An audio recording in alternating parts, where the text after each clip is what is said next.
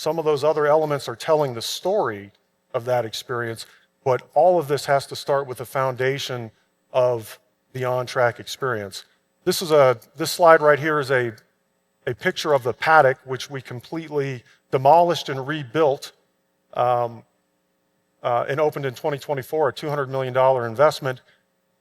The challenge we were facing at the time is we have a facility that's well more than 1 million square feet, and it's a series of many experiences depending on what area you're in, but you need commonality. You need a common message. You need a heartbeat, and you need a centering point for a facility, because there has to be some level of shared experience. And for us, that's an important element. And for us, that's the paddock. When we rebuilt this, and we took elements of what we did here, we took from Hong Kong, we took from other places that we'd been around the world. We wanted verticality to focus the energy on a single point, so we wanted some verticality of the structure around the paddock. That's very atypical in the United States for a paddock. And we wanted focus. We wanted it to be where everybody turned their eyes at least a dozen times a day. So this is something we're very proud of. It's part of investment in the facility, because if you can't have on-track great experiences, everything else won't work. Your marketing won't work, your social media won't work. This has to be the secret sauce that you can build on. Second, we've done actually well over $1 billion now of investment over the last 20 years, but we've really turbocharged that recently with some of our projects.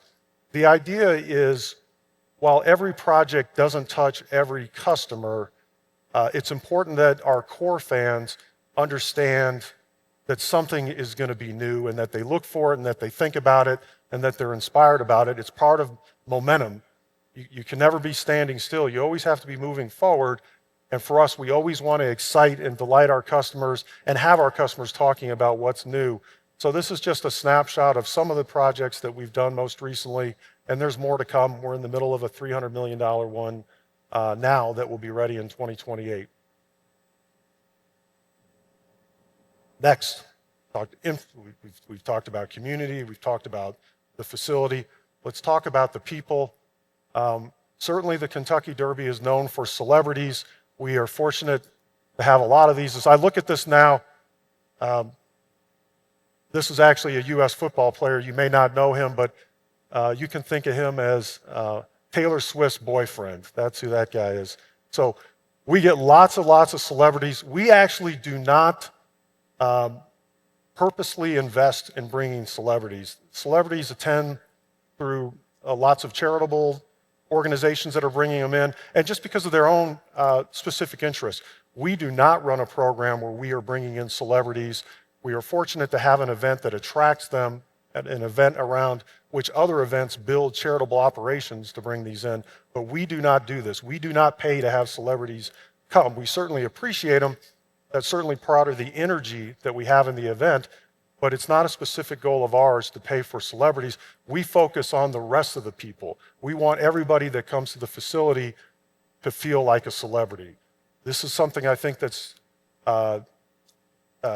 unique to us in the United States, but we sort of think of it as the Oscars or the Grammys for everybody. We want everybody to feel like a celebrity. We want everybody to dress up. We want everybody to feel like on Derby Day, they can be whoever they want to be. They can be the best dressed person at the ball. They can be casual. Whatever it is that they want to be, they can be. But what we find is they all dress up now. They all dress in their finest apparel, men and female. And the development of the male side of that is something that I've really noticed over the course of my career in the last 20 years.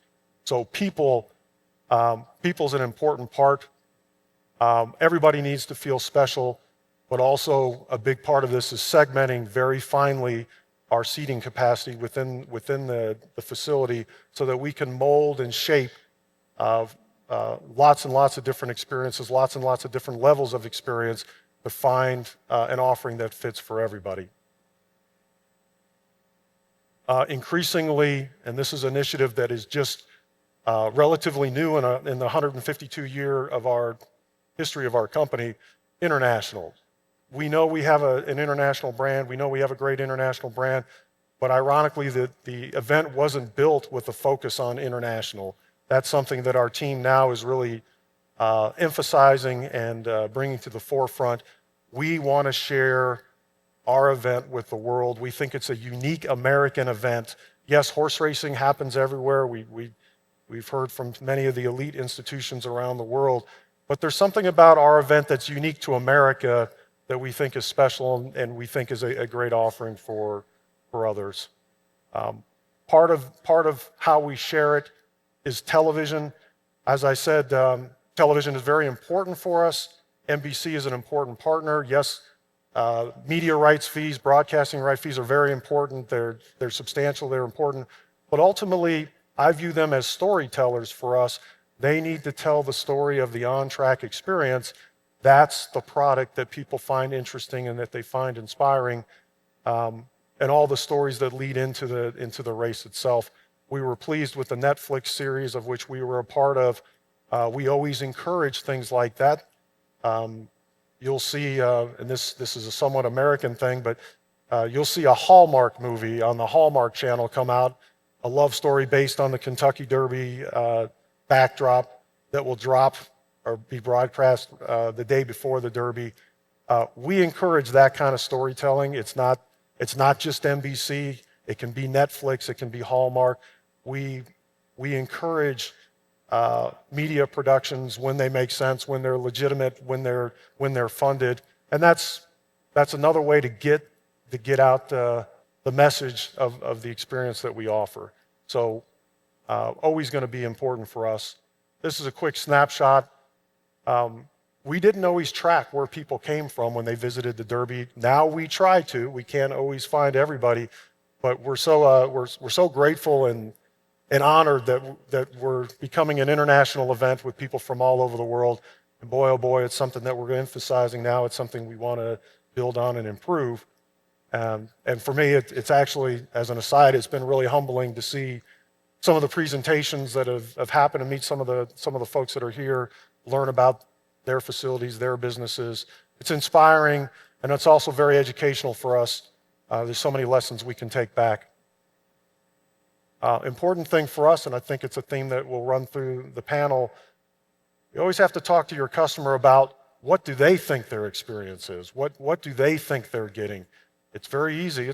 It's actually shockingly easy to project onto your customers what it is they're getting out of your event. So we're careful to do polling, testing, sampling to understand how do people feel about what they get out of our event. What are they there for? Ironically, the fact that it's a sporting event is only a small piece of it. You know, the Kentucky Derby is a 2-minute race. Yes, we have 13 other races that day. You add all those races together, and you don't have much more than 28 minutes of actual athletic activity. The rest of the time that folks are there, they're doing other things. They're getting some other value. There are other reasons for them to be there. So for us, people talk about the fashion element. They tell us that this is the only place that they can wear the type of clothes that they wear. There aren't a lot of events in America where you can wear the hats and wear the fancy colored suits. So fashion is a big part of our brand. The social element, mixing with friends and family, meeting new people, that's a big part of what goes on between the races. That is identified as an important element of people's experiences. Celebrities. They like seeing the celebrities, whether they can interact with them directly or not. They like seeing them. Some of these may be familiar to you. Some of these may be unique to America. But there are so many that come to the event because they enjoy being there. And then finally, it's a unique luxury event in the United States that's accessible. I think one thing that's interesting about horse racing, its roots are in the upper echelons of society, but you can make it accessible, and people enjoy that accessibility of it. People that otherwise don't feel like they have access to it can feel like it's an accessible event.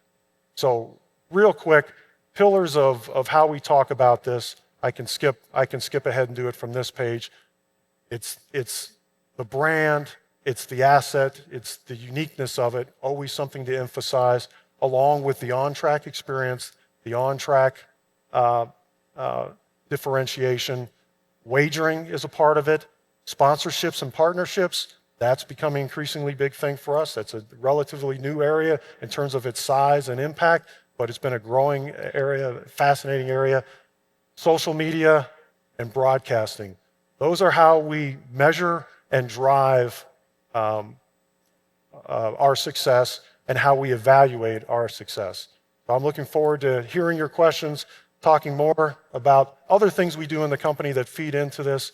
And again, it's great to be here. It's great to be here in Saudi Arabia. It's great to meet so many of you for the first time. And I look forward to talking with you shortly after the next presentation. Thank you very much.